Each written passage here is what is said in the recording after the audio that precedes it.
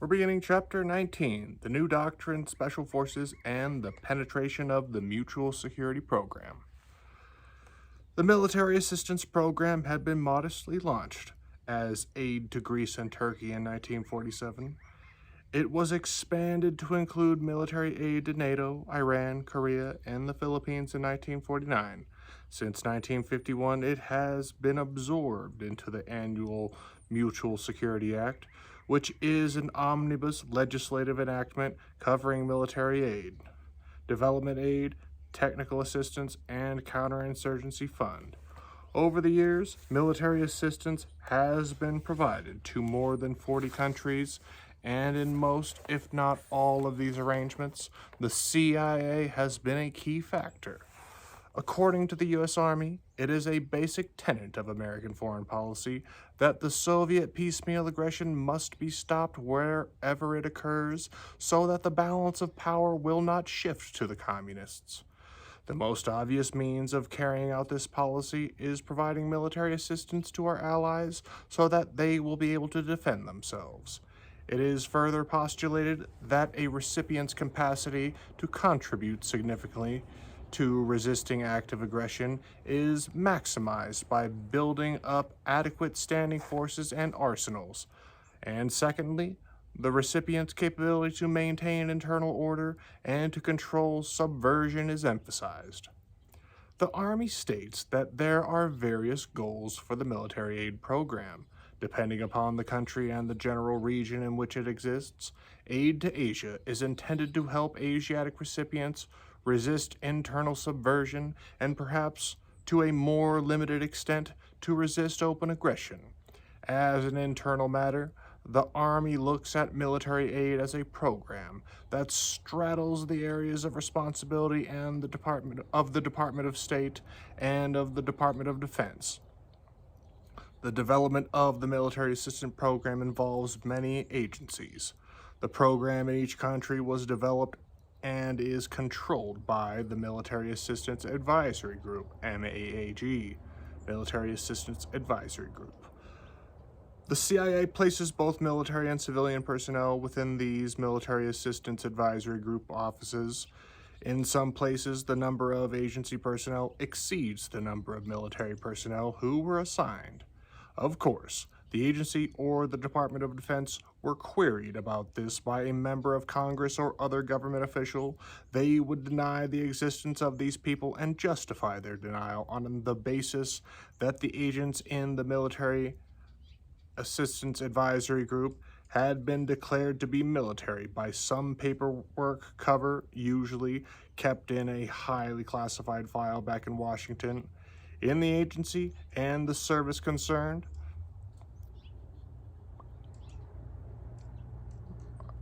yeah, I just fucked that up with my tempo, didn't I? I don't even know where that sentence begins, so I'm just gonna, fuck, I totally lost my place. Might as well find where there's a period somewhere. Jesus Christ.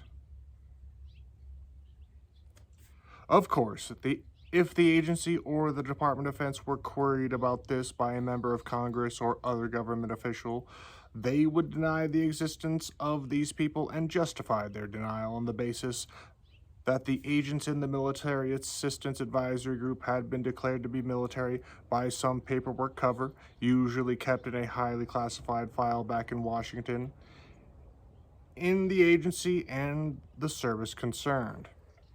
Thus, they could say, yes, everyone in that Military Assistance Advisory Group is a member of the military establishment, but the truth requires them to add, and some of them are really CIA employees who are military simply as a function of cover arrangement. However, they never add that, and no one ever asks them in those specific words.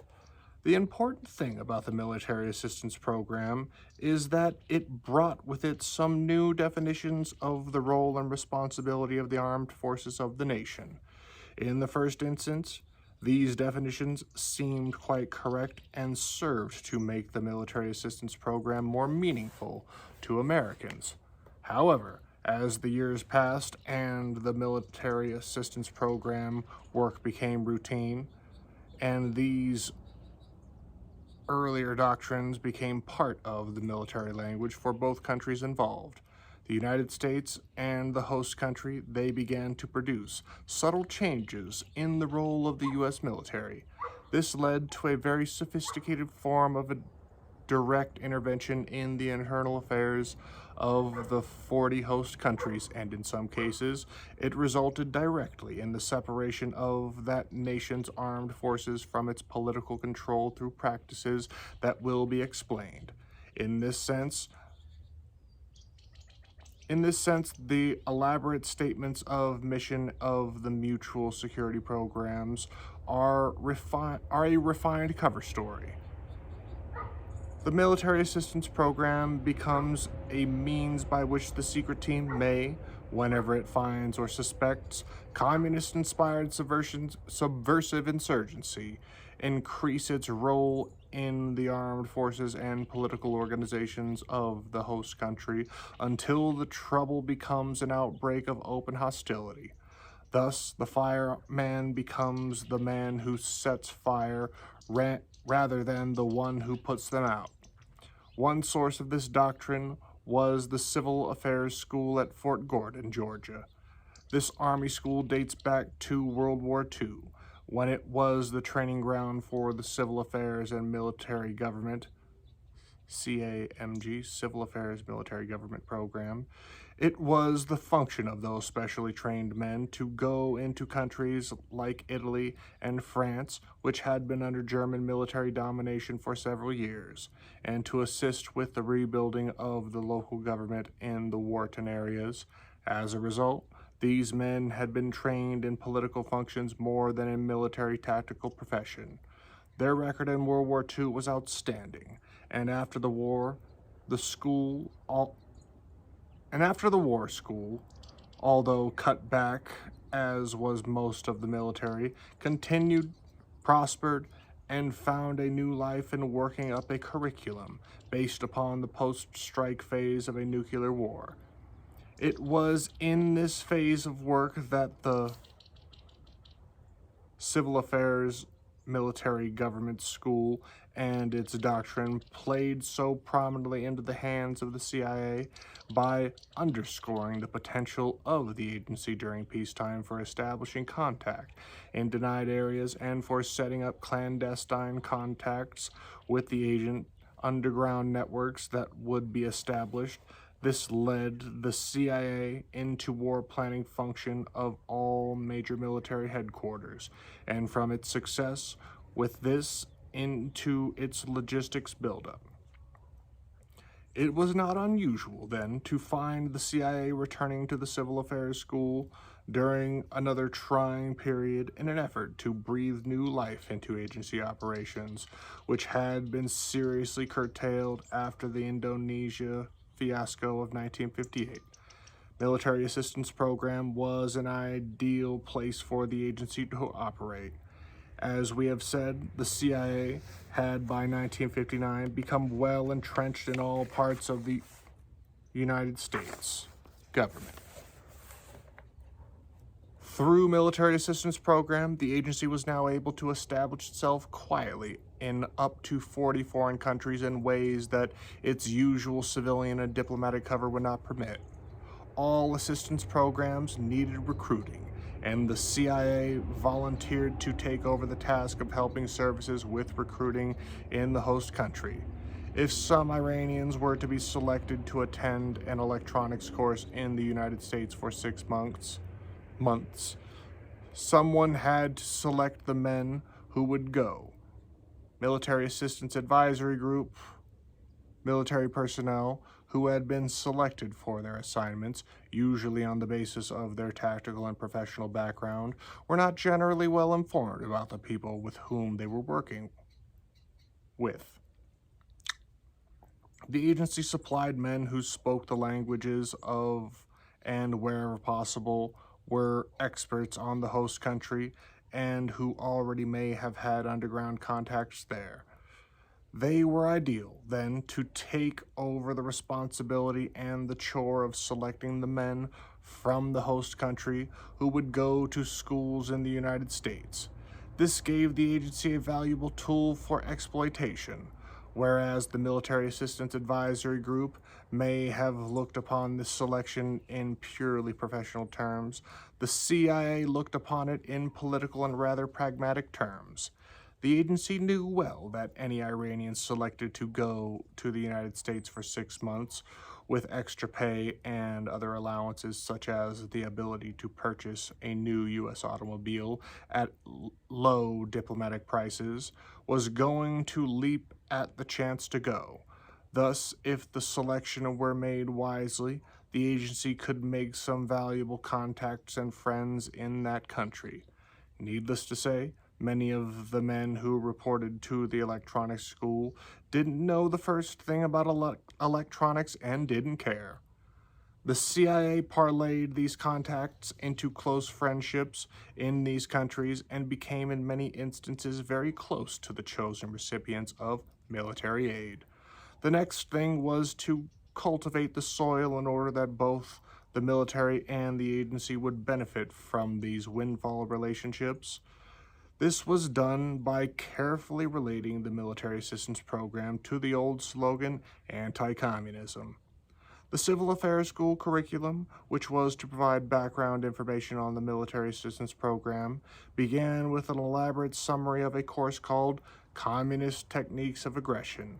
It laid the groundwork for reflexive anti-communism by telling all students that local communists gradually took over these countries under the threat of military domination of the Red Army at their border, and went on to tell them how important a tool military power is for shaping men's minds in condition of conflict short of open warfare. It further characterized the kind of communism they were talking about by saying diplomacy is the classic means of carrying out relations between nations, and hence is not a typical communist technique. The Russian embassy in a foreign country is always used as the center of espionage activity in that country. Then, as the text became more specific in terms of areas of the world where the United States might have an interest, it took into consideration the problem in Vietnam before Dien Bien Phu.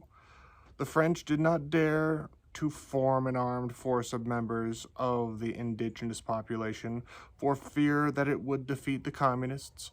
This made good instruction as far as the army was concerned in those formative days. It sugar-coated the cover story. But as we know, the French did try to Vietnamize their war just as we have been trying to Vietnamize ours.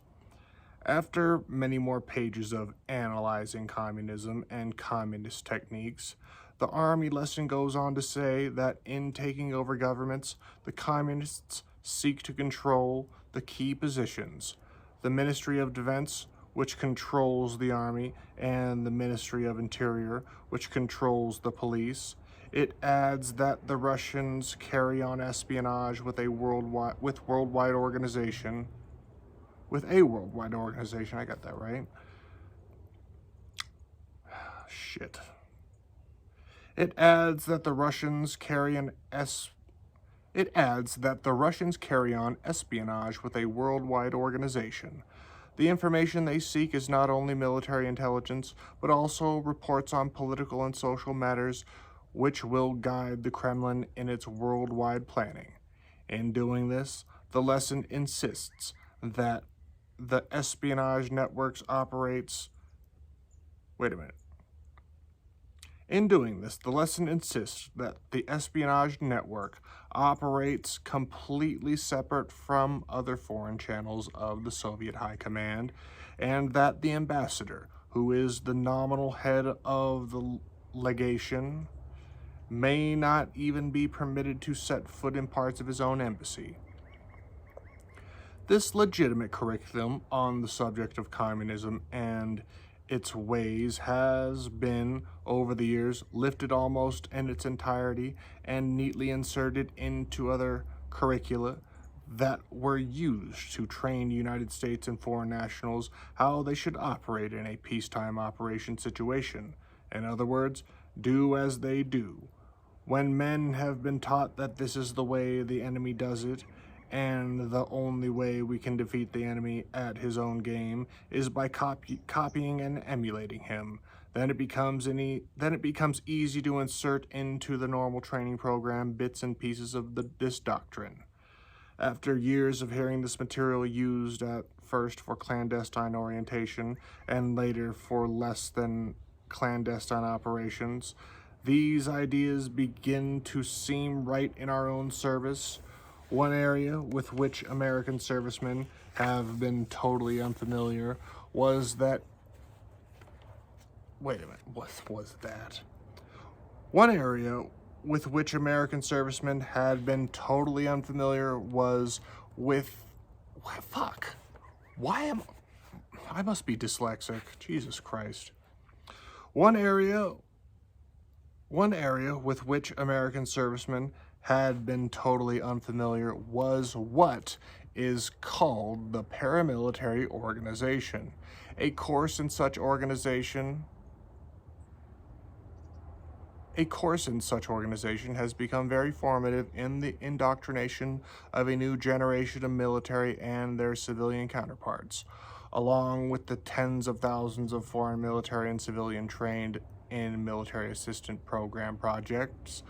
The following is an official U.S. Army definition of paramilitary forces as extracted from a standard lesson guide.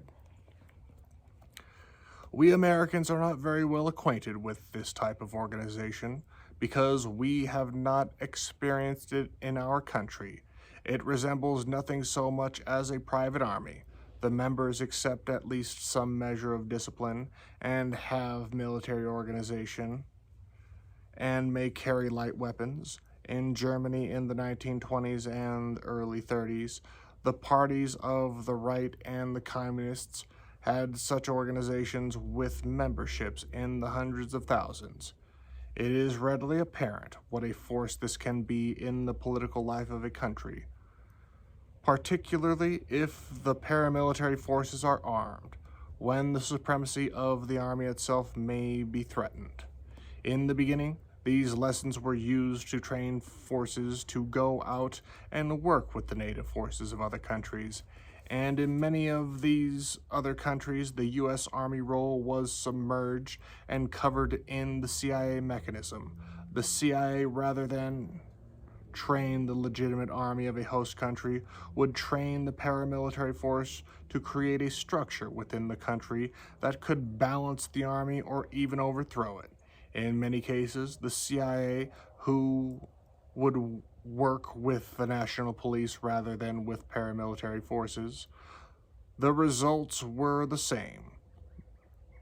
The thinking, as stated by the U.S. Army in this doctrine, was that with U.S. guidance and help, the political military actions of the host armed forces can be decisive in building strong, free nations with government responsive to and representative of the people. This was the doctrine, but it would be most difficult to find a single case of armed forces of any such nation being truly representative of and being representative to the people. In most cases, the situation has been exactly the opposite. Even as far back as the mid-50s, the United States Army doctrine had a strong overtone of CIA assistance and was preaching pacification.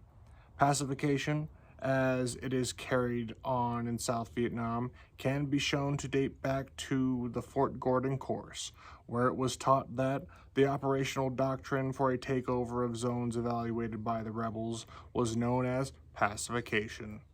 The doctrine adds, the two largest pacification campaigns in Indochina were undertaken in the early months of 1955. In Camus, in the far south, and in Quang Ngai Binh provinces of the Central Coast regions. As a result of good planning, training, and operations by the military, effective government and security were quickly established in the pacification areas. Much of the wartime economy was rehabilitated, and the communist organizations left behind were revealed by the population. Yeah. Along with a great many of hidden caches of arms and equipment, this was the U.S. Army Lesson Guide of 1959 through 1960 about minor operations in 1955, which by now has been proved to have been so terribly wrong. Remember, this was the doctrine the school was teaching key people who eventually became the military assistance advisory group officials in the foreign country in 40 foreign countries. This was also the basic doctrine used to rejuvenate the long dormant U.S. Army Special Forces program. As it continued, it wandered far from its original theme of communist Cold War techniques to talk more about the American activity and specifically the type of activity that was most unconventional for the American Army. The use of civilians, foreign nationals, and foreign military in U.S.-sponsored third country projects that were essentially clandestine, as extracted from U.S. Army lesson guides. During the pacification campaigns, the Vietnamese Army learned to work closely with two notable civilian organizations, which are worth mentioning here as an indication of teamwork employed to bring stability to a free nation. The organizations were Operation Brotherhood, involving the international JCs and the Vietnamese government's civic action teams. These two organizations of volunteers brought high morals and ideal, unselfish spirit to the campaigns. Operation Brotherhood was originally staffed by Filipino volunteers. Looking at this with the hindsight of 10 to 15 years of bitter experience in Vietnam, one wonders as the real meaning and intent of such subject matter. As the lesson continues, it states that the same Filipinos Operation Brotherhood was operating in Laos, then it discussed similar projects in Burma. Before leaving the subject of pacification, this Army lesson guide quotes a French officer in Algiers. The pacification authority cannot be the old one, for the mayors and civilian councillors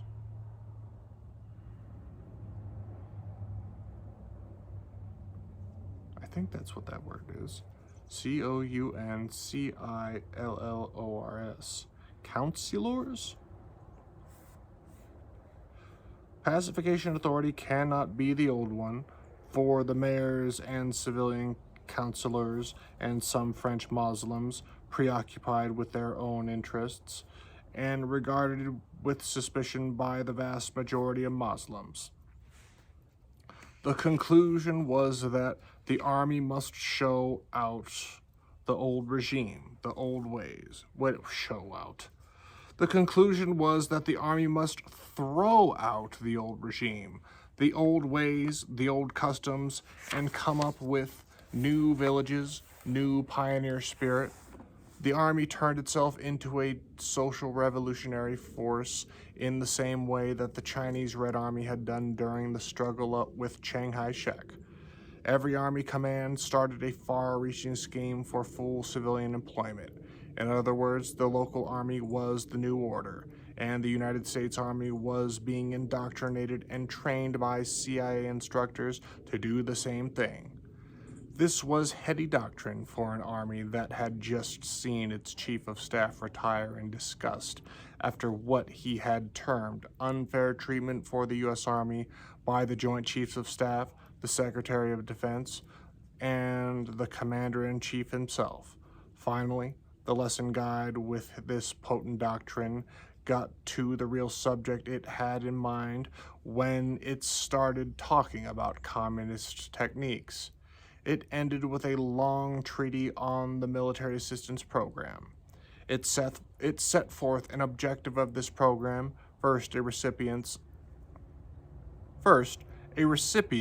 of U.S. military aid capacity to contribute significantly to resisting active aggression is maximized by building up adequate standing forces and arsenals. And in this context, this doctrine meant paramilitary and police forces as much as it meant military forces. Second, the recipient's capacity to maintain internal order and to control subversion is emphasized. Aid to Asia is intended to help Asiatic recipients resist internal subversion and perhaps to a more limited extent to resist open aggression. Before this indoctrination concluded, it made the key point that military assistance program straddles the areas of responsibility of the Department of State and of the Department of Defense. The development of the military assistance program involves many agencies. This very long, 29 pages typewritten, single-spaced doctrinal lesson guide was the work of key men dedicated to the reconstruction of the U.S. Army along lines being visualized by General Maxwell Taylor in his book, The Uncertain Trumpet.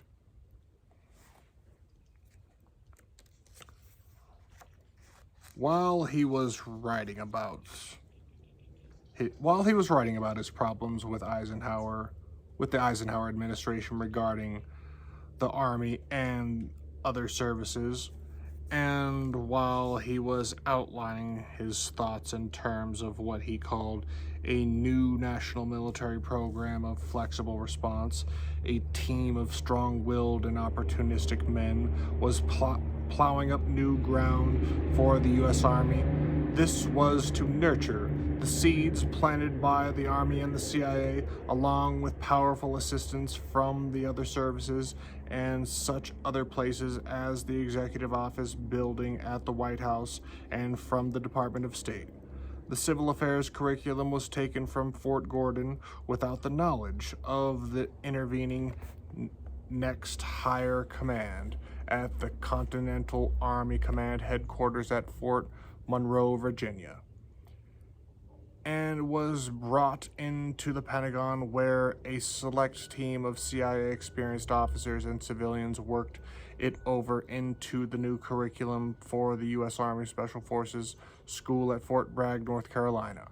At the same time, action directly related to the above-mentioned projects was taking place at the highest levels of government. A special presidential committee had been formed early in 1959 to study training under the Mutual Security Program and to provide instruction to recipient countries in concepts or doctrine governing the employment of military instrument in peace and in war. The presidential committee's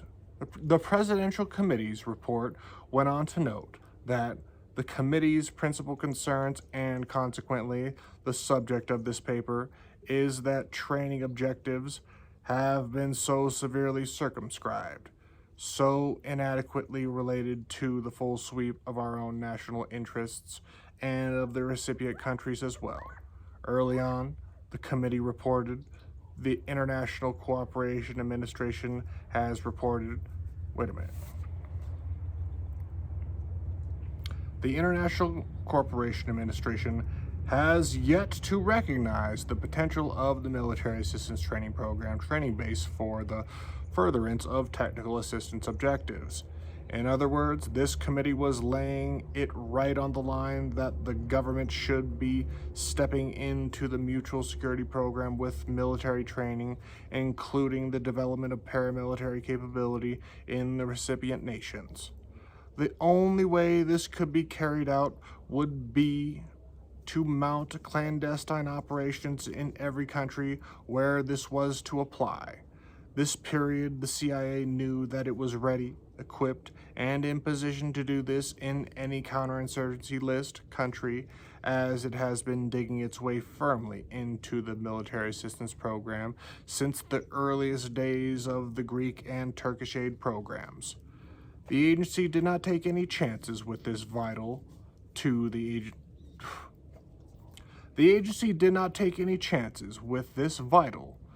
the CIA interests report. Like the report from Fort Gordon that was being worked on by a team of CIA experienced officers and civilians, the authors of this report of the President's Committee were also CIA experienced, but not known to be by those with whom they were working. They were undercover within the White House itself.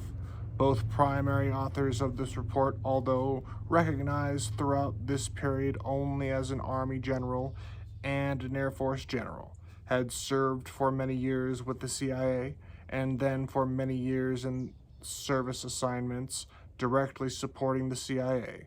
After they wrote these formative and most influential documents, both these generals saw considerable service in Southeast Asia, all in conjunction with the CIA. By 1959 and 1960, the CIA was so well entrenched in the government, and for that matter, in the governments of the some 40 recipient nations, that it could pull the strings even as far up as in presidential committees. Once a report as important as this one had appeared, with the imprimatur of executive office building, the rest of the road was clear sailing. Even presidents themselves would not question its validity. Actually, its authors were frequently called to the White House as presidential advisors on such matters. Early in this detailed 33-page report, the committee made a key point. It stated that the new training programs would reflect substantial increases over previous years. The latter included a first entry into the undergraduate study field. Meanwhile, the geographic emphasis of the International Education Exchange Service shifted away from Europe to the underdeveloped countries. Note that the secret team was turning from the direct confrontation of the communist bloc to the softer underbelly of the underdeveloped world for its action. The agency and the military had established their positions in and around the recipient countries, and now they were going to exploit those positions at will. One begins to find the term subversive sprinkled throughout these and other related reports. Many have thought that the subversive insurgency doctrine was an outgrowth of the Kennedy era. It came to the surface during Kennedy's administration, but Kennedy and his young, inexperienced staff inherited the whole idea of subversive insurgency and the role of counterinsurgency from this inside dissident group that had begun to surface toward the end of Eisenhower's term.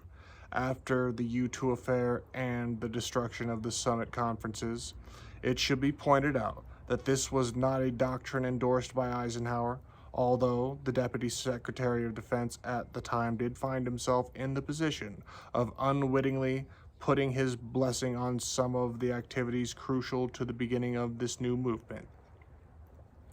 A broad hint at the new rationale came near the heart of the report itself. It is not enough, however, to restrict leadership inputs to the United States norms except in specifically defined circumstances.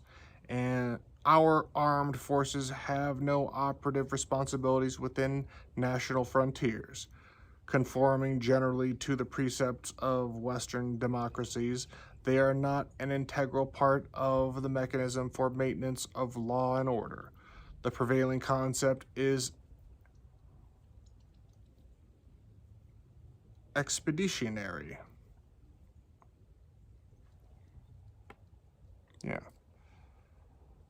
The prevailing concept is expeditionary and an instrument of latent power, unentangled domestically, ready for projection aboard should the exigency arise. Big words, long sentences. Fuck, man.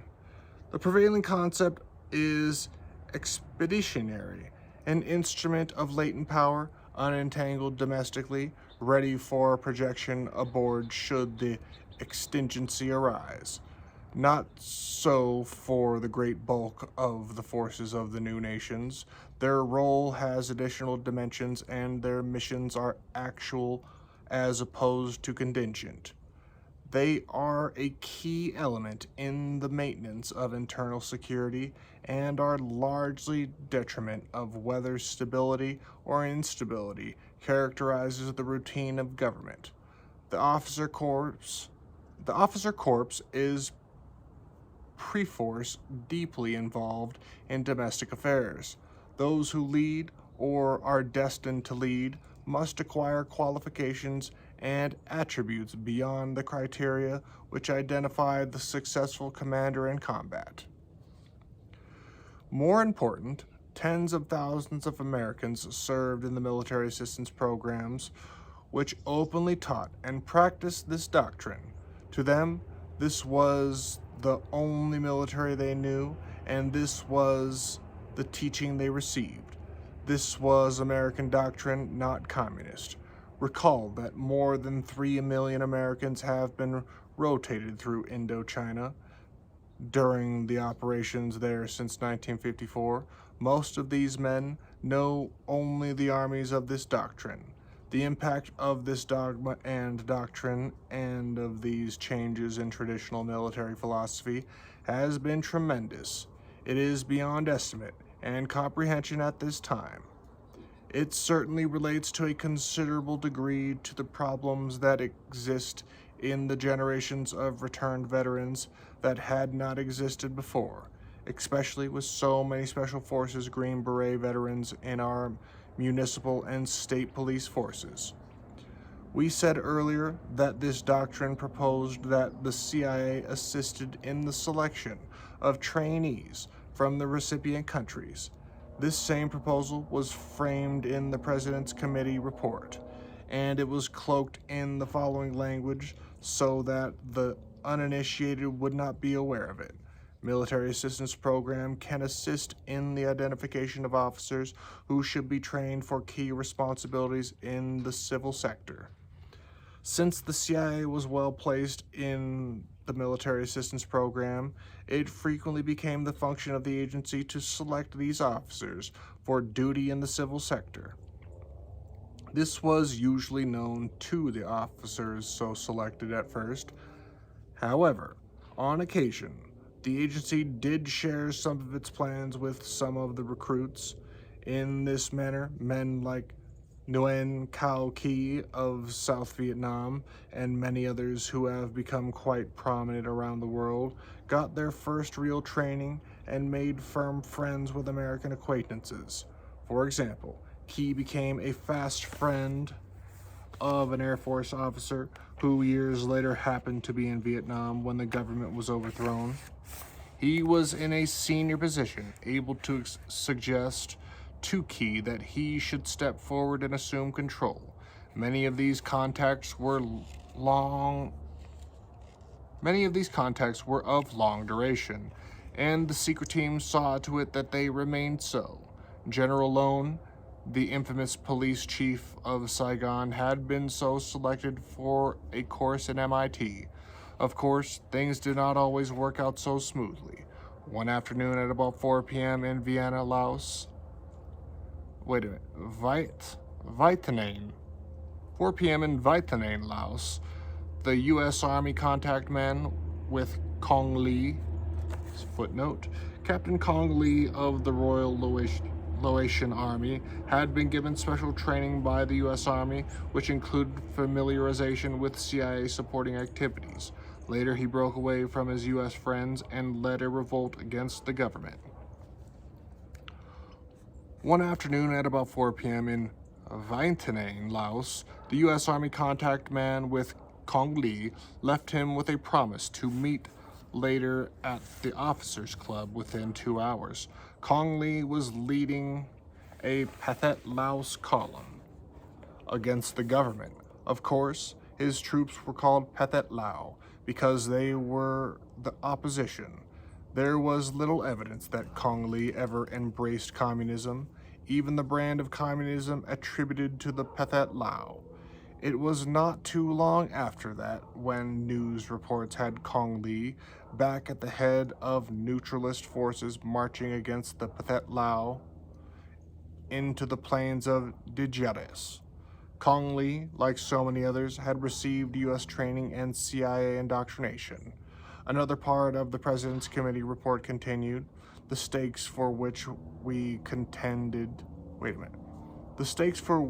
contend justify attention to every possibility to improve the competence and influence the orientation of the officer corps of these nations.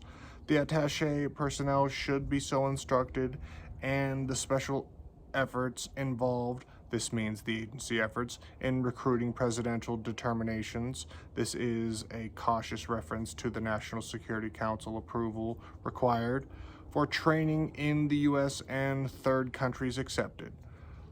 There could be little question that the intent of this project was to direct efforts of the agency and the entire secret team effort toward the orientation of friendly countries to bring about political, social, and economic ends. Even in the beginning, it was contemplated that this program would be massive. Before the document had been put into final form and readied for approval, it said, a price tag attaches to any such concept. One must think in terms of several $100 million over the next few years. Remember, this was more than a decade ago, and several $100 million was a lot of money. It was spent, and much more with it, and yet this was always a quiet project and generally unmentioned in routine budget activity. As a good case in point, the fiscal year 1972 budget for the pacification program in Vietnam, a program directed by CIA official, amounted to $1 billion. As this massive report continued, it veered away from non-military training and got down to the real purpose of its existence.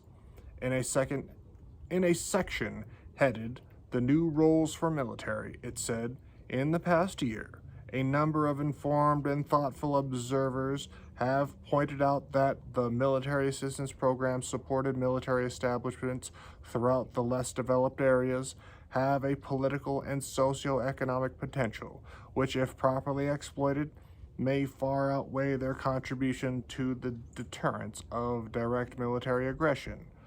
Armies are often only cohesive and reliable, non-communist instrument of Armies are often the only cohesive and reliable non-communist instrument available to the fledgling nations.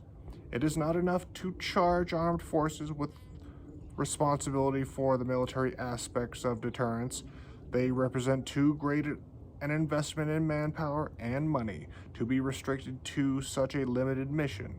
The real measure of their worthiness is found in the effectiveness of their contribution to the furtherance of national objectives, short of conflict, and the opportunities therefore are greatest in the less developed societies where the military occupy a pivotal position between government and populace.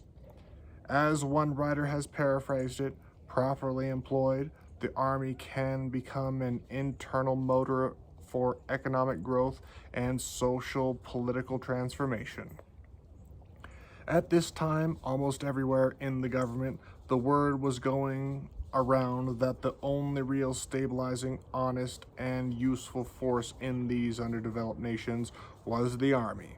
It could be trusted, it was disciplined, and it would keep and hold the country safely within the Western world. Settle down, Cal. These were nice words, and there might have been an army or part of an army like that somewhere, but few armies anywhere, especially in the underdeveloped countries, were much more than brutal and corrupt forces. In fact, many armies are simply poorly trained groups of desperate men, beggars and bandits, who have no other recourse than to submit to military service for a little food for themselves and their families. What are you growling at, Cal? Settle down. Where am I? Fuck. In fact, many of the armies are simply poorly trained groups of desperate men beggars and bandits who have no other recourse than to submit to military service for a little food for themselves and their families.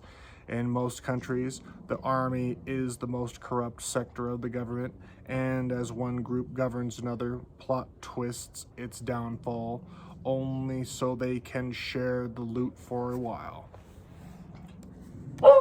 Hey! What the hell are you barking at? No! The type of army this study describes is more like the armies pictured in the communist manuals. The Russian army and the People's Army of China are depicted in just terms that are used in the paper of this presidential committee. It is a glorious and appealing and totally unreal concept. Anyone can look around the world at countries under the control of their armies, and he will find brutalized nations under generally corrupt and backward leadership. The report continued to try to win enthusiastic support for this new role for the foreign policy of the United States. In describing the role of the local army, it said, "The maintenance of internal security constitutes a major responsibility of these armed forces." Hey, come here. Come.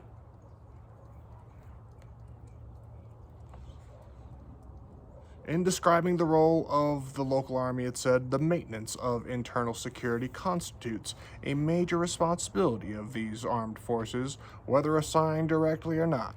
In other words, if this role were not given to the army, it was suggested that the army would take it over. This is in conflict with the fact that most of the nations under consideration have nationwide national police forces whose traditional role is the maintenance of internal security. Naturally, this philosophy led to many outbreaks in these recipient countries. The military assistance program trained army began to take over the internal security role and got into trouble with the national police and with national leaders responsible for the national police. This situation brought about friction, which frequently broke out as civil war.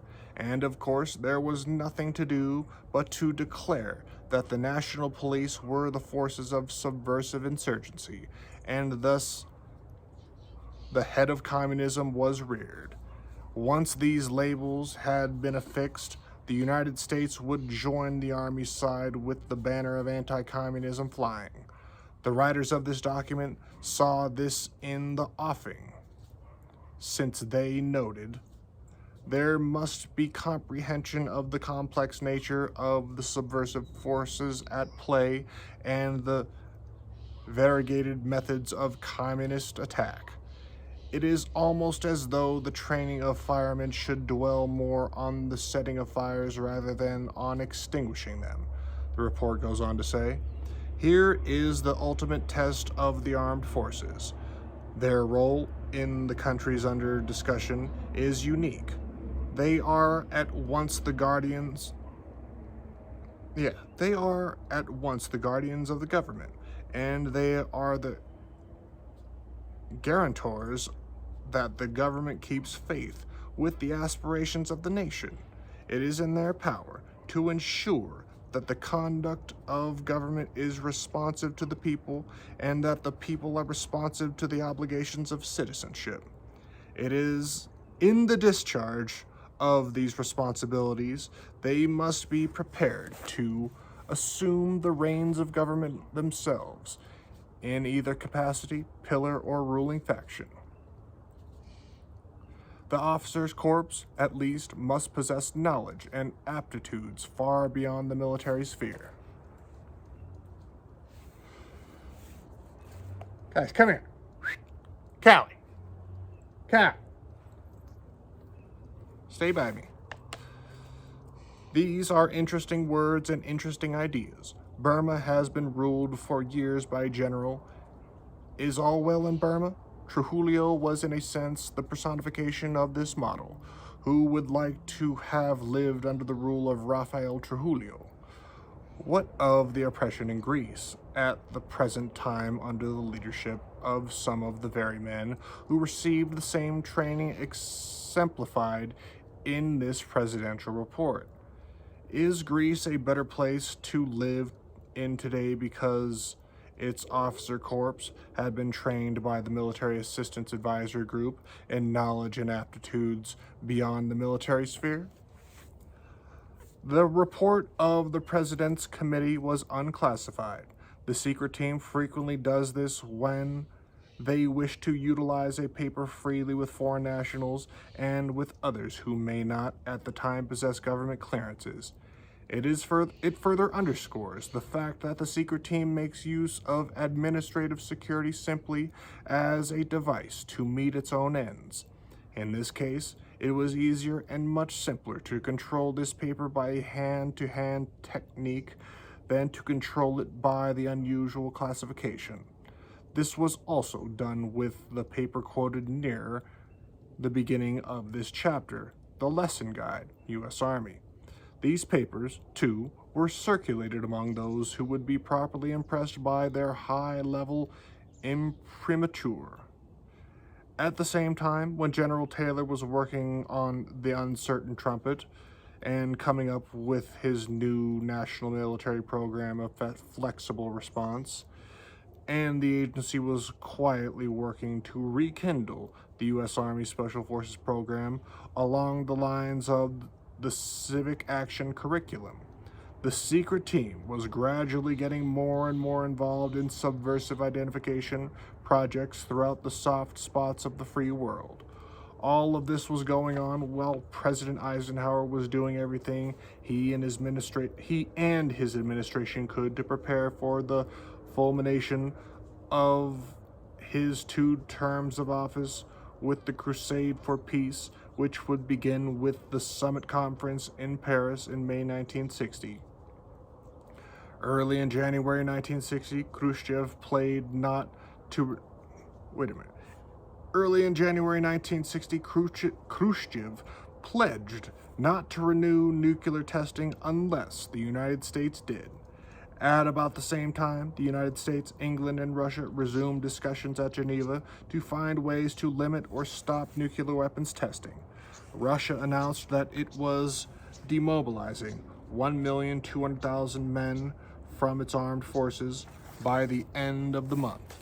Eisenhower made a statement which has taken on special meaning in later years. There will be no reprisals against Cuba or intervention in its internal affairs. This was the president's official position, and it was the position he emphasized within the government where certain anti-Castro actions were being planned. It was not President Eisenhower who laid the plans for whatever later was to be known as the Bay of Pigs invasion. During February, the president made another statement in which there were some of the seeds of the later Vietnam problem. The United States would consider it intervention in the internal affairs of America.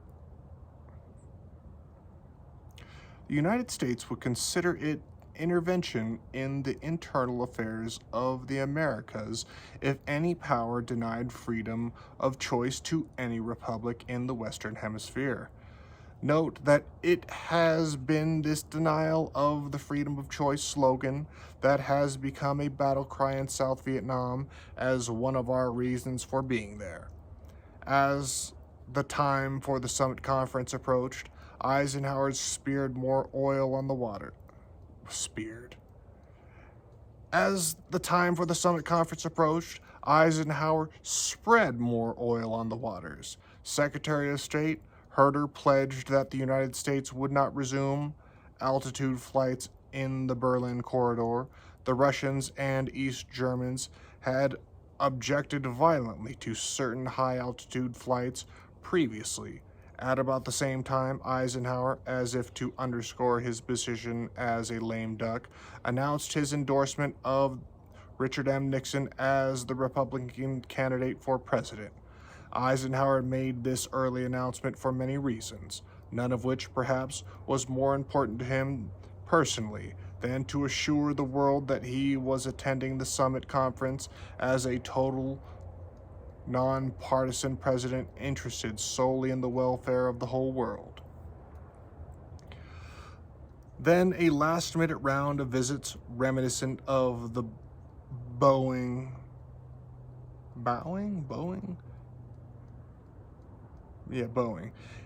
Then a last-minute round of visits reminiscent of the bowing and scraping in a classic minuets before the main dancing begins took place. Khrushchev went to Paris to visit de Gaulle. Macmillan came to Camp David to visit Eisenhower. De Gaulle came to Washington for a last visit before the summit. De Gaulle went back to Europe and visited with Macmillan. Seldom have the chiefs of state made so many planned visits and so many formal announcements prior to a major event as took place during the month before the scheduled meeting. Then, as if to allay any other fears, Under-Secretary Dillon announced summit agreements will not abandon Berlin. Everything was in readiness. It was hard to discover anyone in government not vitally concerned with preparations for this most magnificent meeting, and the hand of the president was evident in all arrangements. This was to be the crowning achievement of a long life devoted to outstanding public service. 7 years of work dedicated to this goal drew to a close as an eventful April ended. On the 1st of May, the Russians gathered in Red Square, as they have since the revolution, for their annual show of military might. Khrushchev was on the majestic podium, along with all of the Soviet hierarchy. However, the man who was supposed to be at his right, Marshal Rodion E. Malovsky, was late. The great festival had begun. All of Russia cheered its leaders, and all of Russia wished them well, for peace at last seemed to be in the spring air. Then Marshal Malinovsky arrived at the side of Khrushchev, and there was a hasty discussion. Without any delay, the Marshal delivered an impassioned speech on the theme of vigilance. Without any delay, the Marshal delivered an impassioned speech on the theme of vigilance. He knew, and at that time Khrushchev knew, that the spy plane U-2 with Francis Gary Powers at the controls had crash-landed in Russia at Sverdlovsk. Seldom, if any, in the history of man had an event of such importance occurred more dramatically. In the following 2 weeks, the course of world history was drastically altered as the hopes and plans of a crusty, earthy son of Mother Russia and of a courageous, gallant, and dedicated son of the great plains of America was shattered. That's it for today's chapter. Chapter 20, Khrushchev's challenge, the U-2 dilemma tomorrow.